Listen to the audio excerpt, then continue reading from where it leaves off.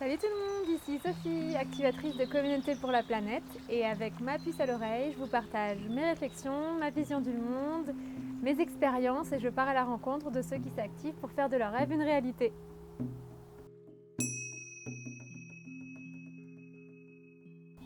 Et aujourd'hui, j'ai envie de vous parler d'un sujet qui est quand même assez majeur quand on s'intéresse aux enjeux de transformation du monde. Et c'est un sujet qui me paraît clé et commun à beaucoup de problèmes de notre société, c'est la création monétaire. Pour moi, il y a un vrai sujet sur la façon dont la monnaie est créée et elle ne sert pas le vivant, elle ne sert pas les humains comme elle pourrait le servir et permettre l'abondance dans nos sociétés, l'abondance et la vie en harmonie avec la nature. Et donc c'est un sujet qu'il me semble qu'il faut aborder quand on a envie de prendre plus soin de la Terre. Donc la principale raison pour laquelle je m'intéresse au sujet de l'argent, c'est que je me suis rendu compte, j'ai eu une prise de conscience majeure par rapport à l'argent quand j'ai réalisé qu'en fait la plupart des problèmes dans le monde venaient de l'argent. Que ce soit lié au manque d'argent, par exemple un projet pour prendre soin de la terre ou préserver des espaces naturels ou je ne sais quoi, ou prendre soin des gens. Si le projet n'est pas rentable ou si on n'a pas assez d'argent pour réaliser le projet, ben, le projet n'aura pas lieu. Alors que pourtant c'est pour le bénéfice de tous, c'est le bénéfice du vivant, quoi. Ou alors que ce soit lié au fait d'avoir trop d'argent, d'avoir beaucoup d'argent. Il y a un vice derrière ça, c'est qu'on va tout faire pour ne pas perdre cet argent et pour l'investir pour que ça continue à nous rapporter, que ça continue à être profitable, quitte à détruire en fait la terre, quitte à servir son intérêt personnel avant l'intérêt commun. Et donc, moi, je me suis posé la question, mais comment est-ce que l'argent se crée et d'où il vient l'argent? C'est pas simplement un tel qui dépense quelque chose et l'autre qui reçoit l'argent un tel a dépensé. C'est en fait, il y a une création monétaire derrière et l'argent, au départ, il est créé de rien. Et quand je me suis rendu compte de ça, je me suis dit, mais c'est pas possible, c'est incroyable. Et donc, c'est le système de dette dans lequel on est. C'est comme ça que la monnaie est créée. C'est grâce, en fait, à la création monétaire via la dette et via les crédits qu'on fait auprès des banques. Par exemple, si on veut investir et acheter une maison, mettons, je sais pas, 400 000 euros, on va aller voir la banque et la banque va en fait nous faire un crédit. Et ce crédit, c'est ça qui crée la monnaie de zéro et qui rajoute de la monnaie dans l'économie. Et donc, par exemple, sur cet exemple de 400 000 euros, si on va voir la banque va nous mettre 400 000 euros qui sortent de nulle part sur notre compte et elle va se mettre à elle moins 400 000 euros. Et nous, on va travailler du coup toute notre vie pour rembourser ces 400 000 euros. Et donc, le compte de la banque va revenir à zéro et notre compte à nous va revenir à zéro puisqu'on va rembourser ses intérêts, ce crédit. Et aussi, on va rajouter des intérêts qu'on va aller chercher grâce à notre travail, à l'argent qu'on va gagner dans notre vie. On va aller chercher des intérêts dans l'économie et on va les refiler à la banque qui va se les mettre dans la poche.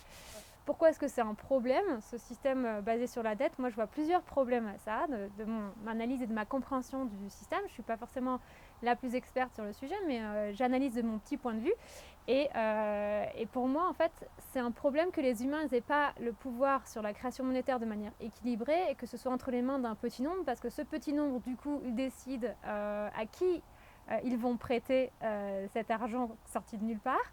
Et donc, si on est si on est une personne qui n'a pas beaucoup d'argent et qui n'est pas forcément solvable, on ne peut pas faire un emprunt et s'acheter une maison. Et donc, c'est les banques qui ont entre les mains cette décision de à qui je vais prêter ou pas. Et donc, en fait, on va souvent prêter aux riches ou à ceux qui sont les plus probables de rembourser leurs emprunts. Et forcément, c'est comme ça que le système est construit. Et donc, c'est un système qui enrichit les plus riches et qui appauvrit les plus pauvres. Donc, pour moi, ça, c'est un système qui est un peu injuste et qui n'est pas adapté. Et surtout, c'est un système qui va favoriser ceux qui ont de l'argent, qui l'ont gagné dans les dernières décennies, et pas forcément les nouvelles générations qui arrivent et qui n'ont plus rien, qui ont tellement de difficultés à gagner autant que ce que leurs générations passées ont gagné. Et du coup, le système de dette ne favorise pas du tout les générations futures. En fait, ça favorise les anciens. Et donc, ça favorise aussi les héritiers des anciens qui ont bien réussi et pas forcément les héritiers de ceux qui n'ont pas réussi à s'enrichir dans ce système. Donc pour moi, pas du tout juste comme système. Troisième point, c'est qu'aussi ça nous lie à la banque. Quand on fait des crédits, on devient un peu esclave de la banque. On lui vend notre futur en fait. On lui vend le fait qu'on va travailler dans le futur et que on va lui rembourser ce qu'elle nous a prêté. Donc en gros, on est pieds et mains liés pour des années avec la banque. On lui a vendu notre temps futur, notre vie future. Et en fait, la banque a la main plus ou moins sur ce qui peut se passer dans notre vie par rapport à ce crédit. Si on a un problème à un moment donné, la banque récupère tout ce qu'on a, quoi. Donc c'est pas idéal, et pour moi je vois ça comme un manque de liberté, une sorte de système qui nous rend esclaves à ces banques et à ces acteurs qui possèdent le pouvoir de création monétaire. Et quatrième point pour moi qui est important, c'est plus un point lié à l'énergie qui circule à travers l'argent. C'est que du fait de ce système, de la façon dont il est conçu, pour moi j'ai l'impression que ça favorise l'avidité, ça favorise la peur de manquer, ça favorise la compétition, puisqu'en fait on a toujours envie d'être plus riche pour pouvoir faire ce qu'on veut faire sans avoir à galérer. Et donc on est toujours dans cet état d'esprit capitaliste, il faut que je gagne de l'argent, il faut que j'ai plus d'argent pour pouvoir faire ce que je veux, etc. Et du coup on est toujours un peu avide de cet argent, et ça favorise pas l'entraide en fait. Et je pense que c'est lié à vraiment dans la façon dont le système est conçu dans son essence. Et donc pour toutes ces raisons, je pense que le système de création monétaire par la dette de lui en soi ne favorise pas le fait de créer des communautés qui vivent dans l'abondance et dans l'harmonie avec la nature. Et donc c'est un système qui doit être repensé dans sa fondation, dans sa base, dans la façon dont la monnaie est créée.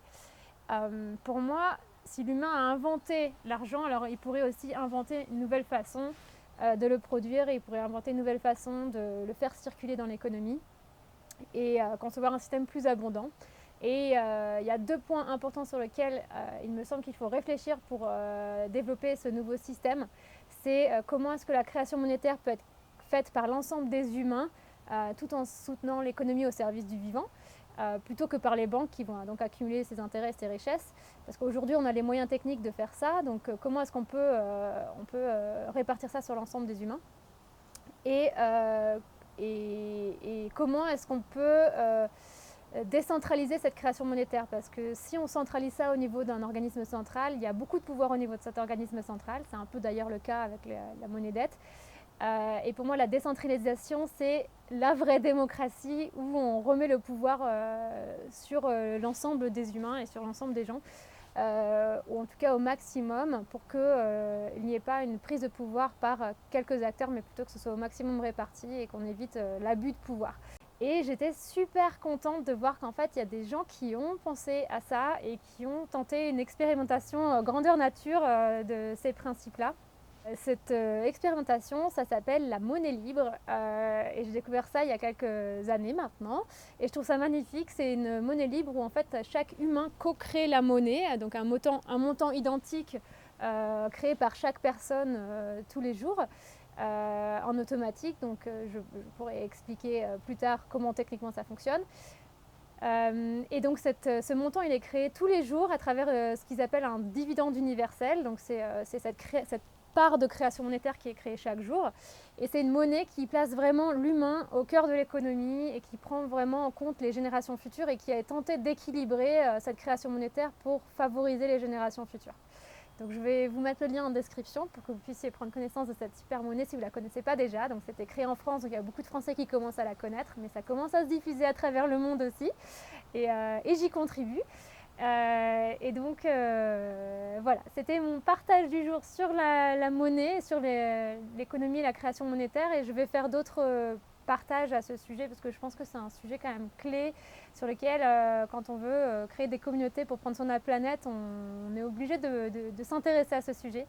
Et donc voilà, en attendant les autres partages sur ce sujet, je vais vous rappeler que j'offre encore des rendez-vous individuels en visio si vous voulez, pour ceux qui veulent échanger au sujet de leur projet de création de collectif pour prendre soin de la planète, pour qu'on voit ensemble si je peux avoir des ressources, des conseils, des idées, des outils à partager parmi tous ceux que j'ai testés et mis en place, et donc pour aider ces projets à émerger et avoir toutes les chances de réussir. Voilà, merci d'avoir regardé jusqu'au bout, et partagez en commentaire ce que vous percevez sur la monnaie, comment vous pensez que ça a un impact sur la façon dont on prend soin de la planète. et comment vous le voyez évoluer dans le futur. Ça m'intéresse de partager les avis autour de ça. Voilà, merci beaucoup et pensez à vous abonner aussi. À bientôt!